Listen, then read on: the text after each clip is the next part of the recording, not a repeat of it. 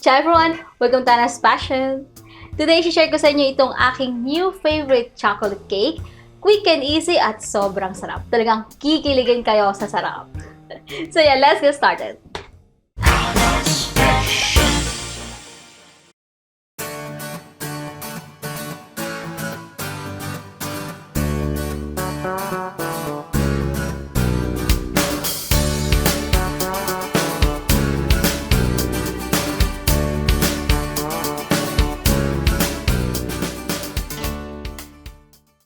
Bago kayo mag-start, i-preheat nyo na yung oven ninyo and i-prepare nyo na rin yung inyong baking pan. Ang gamit ko ay normal pan, you may also use springform pan. So, ginrease ko to ng butter and naglagay din ako ng parchment paper sa ilalim para sigurado tayong hindi didikit yung ating cake. So, start na nating i-melt ang ating butter and chocolate. Ang gamit ko ay 50% dark chocolate, so you may use also 70 or depende sa inyo. Kung gusto nyo bitter, pwede nyo taasan. So, ilagay na natin ito sa ating bowl. Ang pag-init or pag-melt na gagamitin natin ay bain-marie or water bath technique. Pwede nyo rin itong i-microwave oven. Yan ang chocolate. Mainit dito ngayon sa Italy, kaya ang sarap. Ang bilis niyang himay-himayin. Hindi na kailangan ng kutsilyo, di ba? Pag winter kasi, ang hirap niyang ikat ng chocolate bars. Yan, tutunawin natin ito together. Pag gumagawa kayo ng water bath, siguraduhin yung hindi dumidikit yung water dito sa inyong bowl. Yan. Pag nag-melt na yan, set aside natin and let it cool before natin i-mix or i-combine sa ating mixture. Ilagay na natin ang 3 medium eggs, around 175 grams ng egg. Okay. And ating sugar, white sugar, and pinch of salt. Then, imimix natin ito gamit ang ating electric hand whisk. And imimix ito for 8 to 10 minutes or hanggang sa maging fluffy na yung texture nito and pale na yung color. So, whisk na natin. Nasa medium speed lang tayo.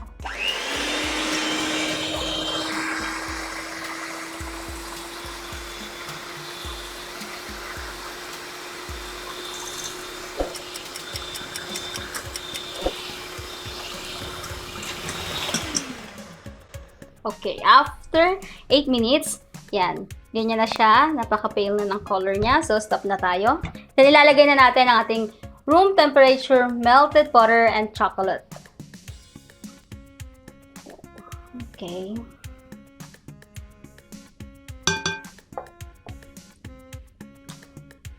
And 30 grams ng milk. Room temperature. Then, maglalagay ako nitong famous Italian liquor na amaretto. So, you can also use room or kung anong gusto nyo. Pwede yung lemon or pwede namang half teaspoon or 1 teaspoon ng vanilla.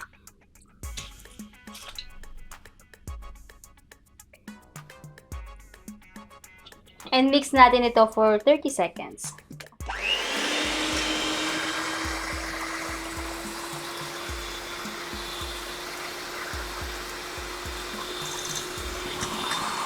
Okay. Opla! Linisin natin ang gilid.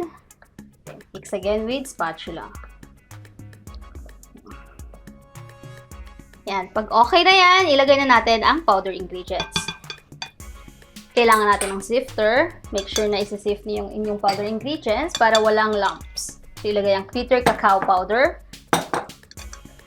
And ang ating all-purpose flour. Or cake flour. Then, sift natin. So, yan.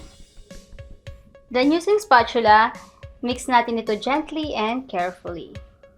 Paghaluin ito hanggang completely incorporated na siya. Yung first time kong sinubukan to, ang gamit ko ay 70% ng dark chocolate. But this time, binabaan ko, ginawa kong 50% lang. Kasi ibibigay ko to sa friend ko, sa aking sis, na may 2 anak, na si Brigitte and Francie. Cute-cute nila. So, binabaan ko para hindi naman sila masyadong matapangan. Ayan, ganitong consistency ang gusto natin dito ma-achieve. So, pag na-reach na yan, i-transfer na natin sa ating baking pan. Na-addict dito si Fabio. Sobrang nagustuhan niya to. Na-hyper siya. yung ngiti niya hanggang tenga. Pakita ko sa inyo yung video. Oh, di ba? Ang sarap ng ngiti niya. So yan, ile-level natin yan using spatula. Yummy. So itatap natin ito sa counter. 1, 2. So yan, ready na itong i-bake sa conventional oven, yung walang fan, 180 degrees Celsius or 350 degrees Fahrenheit for 30 minutes. Sa lowest rack level nyo ilalagay.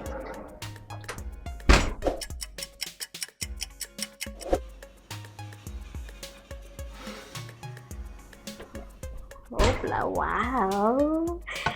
Ayan, before nyo i-remove sa oven, i-toothpick test nyo muna yan. Pag lumabas ng malinis, it means ready na yan. Then let it cool sa ibabaw ng cooling rack or sa stove for 5 to 10 minutes before nyo i-remove dito sa baking pan. Ready na tayong i-transfer ito sa ating plate. I-flip natin ito gamit ang plate.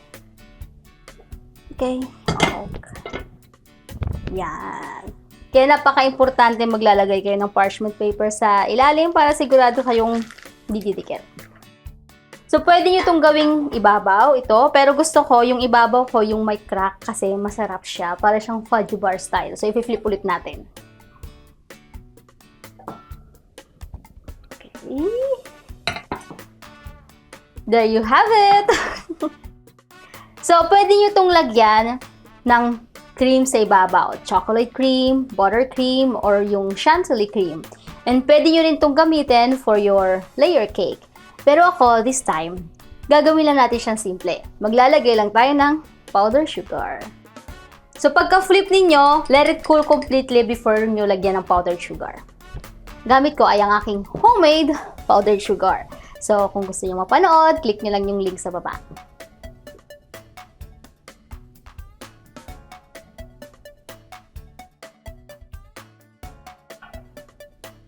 There you have it, our simple, super moist chocolate cake. So, my favorite part, tasting time.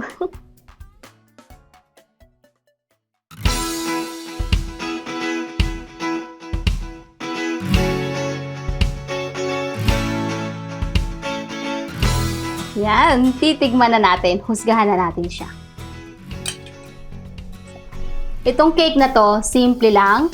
Simple lang gawin at simple lang yung ingredients. Hindi kailangan ng baking powder, pero yung lasa, hindi simple. Sosyalin. Napaka-moist niya, soft, look, and strong yung chocolate taste. Melt in your mouth. So, let's taste it. Bon appetito.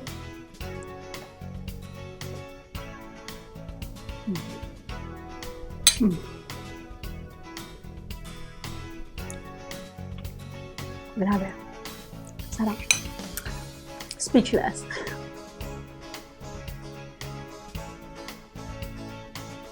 Sana matry nyo to, guys.